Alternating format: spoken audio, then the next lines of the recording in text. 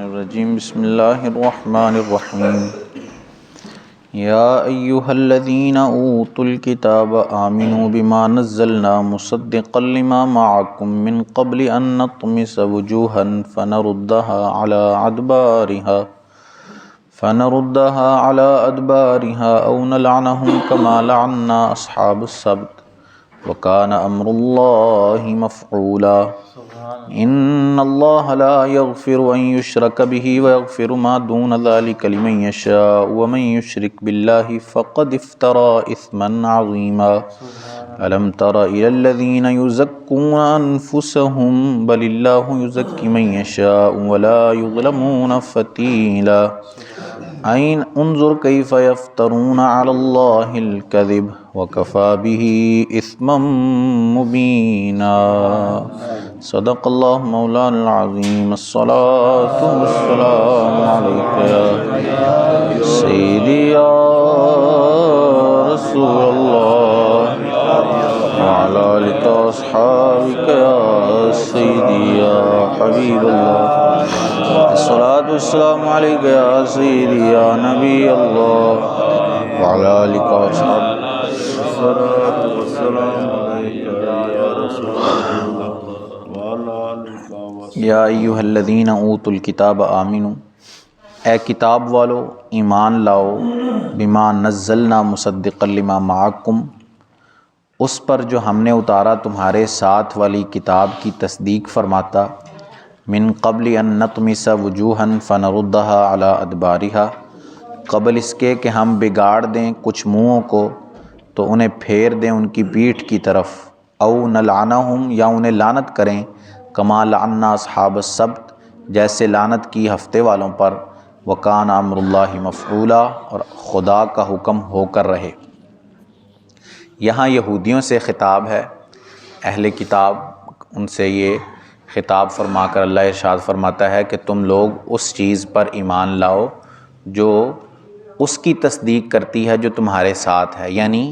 تم قرآن پر ایمان لاؤ جو تمہاری کتاب توریت کی تصدیق کرتی ہے،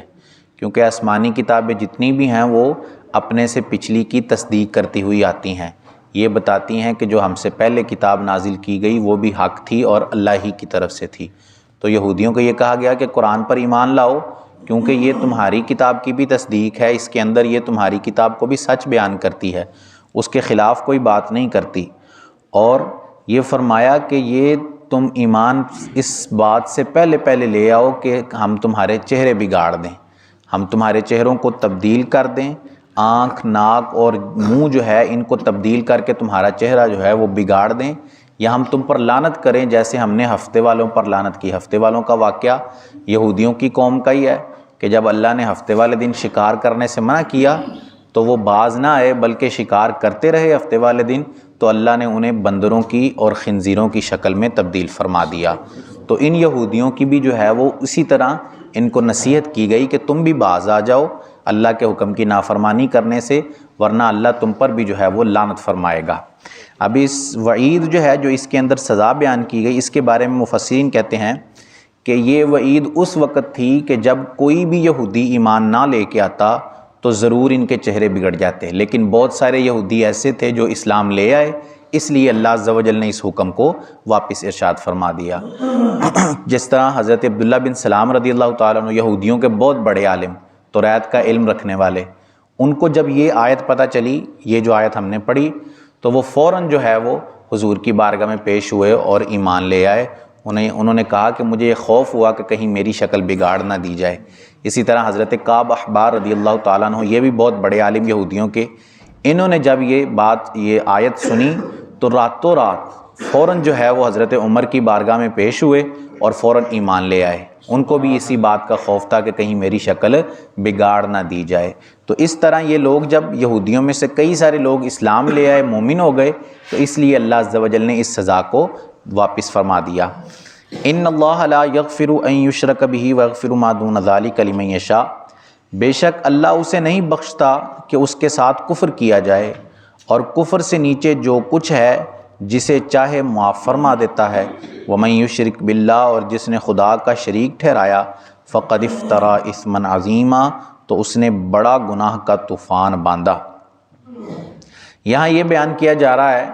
کہ اللہ عز و جل اپنی رحمت سے چاہے تو جتنے بھی چاہے گناہ ہوں وہ معاف کرنے پر قادر ہے۔ چاہے سمندر کی جھاگ کے برابر بھی بندے کے گناہ ہیں تو بھی اللہ عز و جل ان کو معاف کرنے پر قادر ہے، اپنی رحمت سے چاہے تو بغیر حساب ہی اس بندے کو جنت میں داخل فرما دے۔ لیکن اس آیت میں ایک گناہ ایسا ذکر کیا گیا ہے جس کے بارے میں اللہ نے فرمایا ہے کہ وہ معاف نہیں کیا جائے گا، اور وہ گناہ شرک ہے۔ اس کے ساتھ کسی کو شریک ٹھہرانا یہ ایسا گناہ ہے کہ اللہ فرماتا ہے کہ یہ گناہ معاف نہیں کیا جائے گا۔ اس کے علاوہ جتنے بھی گناہ ہوں گے وہ اللہ اپنی رحمت سے معاف کرنا چاہے تو ضرور معاف فرما دے گا۔ شرک جو ہے وہ اس کی ذات یا اس کی صفات میں کسی ایک کو اس کے جیسا سمجھنا، یہ شرک کہلاتا ہے۔ شرک کہتے ہیں کہ اللہ کی ذات یا اللہ کی صفات میں اس کے جیسا کسی کو سمجھنا، یہ شرک کہلاتا ہے۔ جیسے اس کی سماعت ہے، اس کی ایک صفت ہے سماعت، اب کسی کے اندر ایسی سماعت، سننے کی قوت، یہ جو ہے وہ ماننا کہ کسی دوسرے بندے کے اندر بھی پائی جاتی ہے، یہ معاذ اللہ شرک کے دائرے میں آ جاتا ہے، اور اس کو جو ہے وہ اللہ عز و جل معاف نہیں فرمائے گا۔ اس سے مراد یہی ہے کہ جو بندہ شرک پر مر جائے،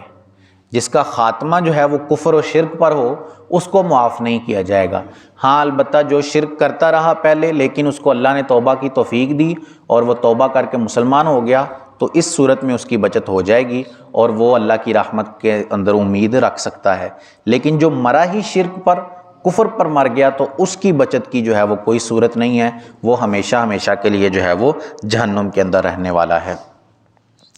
الم تر الی الذین یزکون انفسہم، کیا تم نے انہیں نہ دیکھا جو خود اپنی ستھرائی بیان کرتے ہیں؟ بل اللہ یزکی من یشاء، بلکہ اللہ جسے چاہے ستھرا کر دے۔ ولا یظلمون فتیلا، اور ان پر ظلم نہ ہوگا دھاگے کے برابر۔ انظر کیف یفترون علی اللہ الکذب، دیکھو کیسا اللہ پر جھوٹ باندھ رہے ہیں۔ وکفیٰ بہ اثما مبینا، اور یہ کافی ہے صریح گناہ۔ یہاں یہودیوں کے بارے میں بتایا جا رہا ہے، کیونکہ یہودی یہ اپنے بارے میں کہا کرتے تھے کہ ہم اللہ کے لاڈلے اور معاذ اللہ کے بیٹے ہیں، اور یہودیوں کے سوا کوئی بھی جنت میں داخل ہونے والا نہیں ہے، صرف یہودی جنت میں جائیں گے، باقی اس کے علاوہ جتنے بھی قومیں ہیں، جتنے بھی مذہب والے ہیں، وہ سارے کے سارے جہنم کے اندر جائیں گے۔ تو ان کی اس بات کا اللہ نے یہاں رد فرمایا کہ یہ وہ لوگ ہیں جو اپنے منہ سے اپنی تعریف کر رہے ہیں، حالانکہ اپنے منہ سے اپنی تعریف کرنے سے کوئی فائدہ نہیں ہے جب تک اللہ عز و جل کی طرف سے، اس کی بارگاہ کی طرف سے بندے کی تعریف نہ کی جائے۔ اصل تعریف تو وہی ہے کہ اللہ بندے کی تعریف فرمائے کہ یہ بندہ جو ہے وہ صحیح ہے اور یہ بندہ سیدھی راہ پر ہے۔ لیکن جو یہودی اپنے منہ سے اپنی تعریف کرتے ہیں کہ ہم اللہ کے بیٹے ہیں معاذ اللہ، یا اللہ کی لاڈلی قوم ہیں، تو اس وقت جو ہے وہ ان کا یہ منہ سے اپنی تعریف کرنا یہ کچھ کام نہیں آئے گا۔ اس میں ہمارے لیے بھی عبرت ہے کہ بعض اوقات ہم لوگ جو ہے، ہم میں کچھ ایسے لوگ پائے جاتے ہیں جو اپنے تھوڑے سے عمل پر بڑا جو ہے وہ خوش ہو جاتے ہیں اور اپنی بڑی تعریف کرتے ہیں کہ آج میں نے فلاں کام کر دیا ہے، آج جو ہے وہ میں یہ کر آیا ہوں، آج میں نے تہجد پڑھی ہے، آج میں نے اتنا صدقہ کیا تھا، آج جو ہے وہ میں نے فلاں کی مدد کی تھی۔ یہ ساری باتیں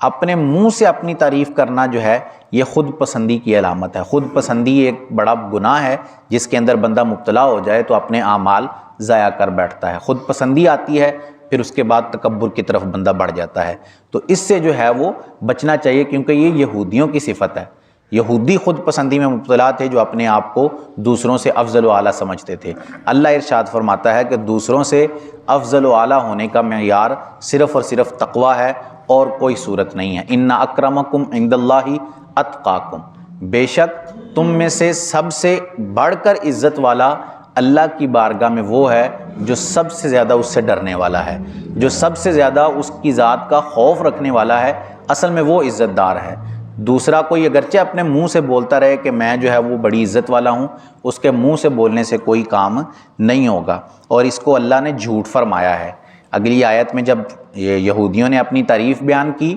تو اللہ نے فرمایا کہ یہ اللہ پر جھوٹ باندھتے ہیں، حالانکہ اللہ نے تو کوئی ایسی ان کی تعریف نہیں کی، یا معاذ اللہ کوئی انہیں ایسی سند نہیں دی کہ ان کے علاوہ اور کوئی جنت میں نہیں جائے گا، بس یہی لوگ جنت میں جائیں گے۔ یہ محض جھوٹ ہے جو یہ اللہ پر باندھتے ہیں، اور یہ بہت بڑا گناہ ہے۔ اللہ عز و جل سے دعا ہے کہ اللہ عز و جل ہمیں قرآن کی صحیح فہم عطا فرمائے۔ آمین بجاہ خاتم النبیین صلی اللہ علیہ وسلم۔ اللہم صلی علی سیدنا و مولانا محمد معدن الجود والکرم وعلى آلہ واصحابہ وبارک وسلم۔ اللہم انت السلام ومنک السلام وتبارکت یا ذا الجلال والاکرام۔ مالک کریم عز و جل نماز فجر ادا کرنا اپنی بارگاہ میں قبول فرما، غلطیاں کوتاہیاں اپنے فضل و کرم سے معاف فرما،